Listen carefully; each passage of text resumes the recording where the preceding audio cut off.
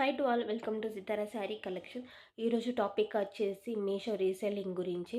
నాకు తెలిసిన basic information మీతో షేర్ చేయాలి అనుకుంటున్నా. కొన్ని మంత్స్ నుంచి నేను మీషోలో రీసెల్లింగ్గా వర్క్ చేస్తున్న శారీ బిజినెస్.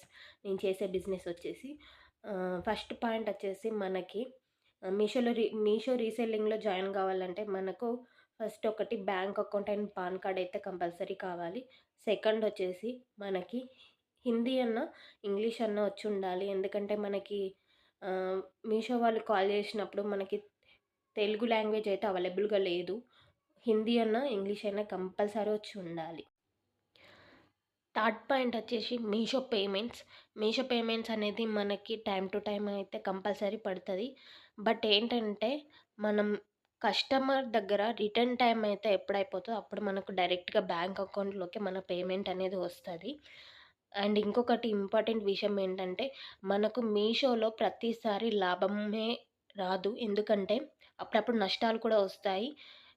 ఎందుకంటే, అప్పుడప్పుడు మనకు మీషోలో స్కామ్స్ అనేది జరుగుతూ ఉంటాయి. మనం ప్రోడక్ట్ ఒకటి పంపిస్తే మధ్యలో ఉన్న వ్యక్తులు కొంతమంది ఆ ప్రోడక్ట్ అనేది తీసేసి డూప్లికేట్ ప్రోడక్ట్ కస్టమర్స్‌కి పంపిస్తారు. సో, ఆ ప్రోడక్ట్ మనకు రిటర్న్ వచ్చినప్పుడు మాత్రం మనం కస్టమర్ కేర్ నుంచి సపోర్ట్ కోరుకుంటే ఒక్కొక్కసారి మనకైతే క్లెయిమ్ అయితే రిటర్న్ రాదు. సో మీషోలో ఎప్పుడు లాభమే కాదు, నష్టం కూడా ఉంటది. ఇది మాత్రం ఇక్కడ మాత్రం జాగ్రత్తగా ఉండండి.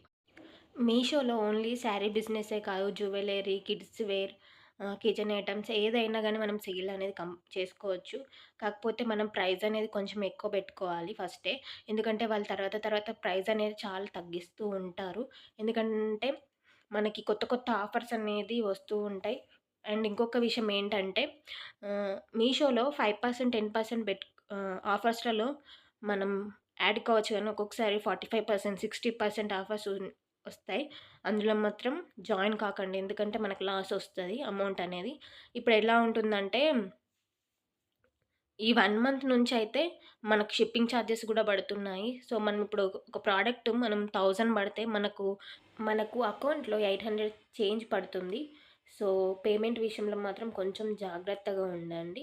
అలాగే మీషోకి సంబంధించింది రీసెల్లింగ్‌కి సంబంధించిన వీడియోస్ మీకు త్వరలో నేను పోస్ట్ చేస్తాను.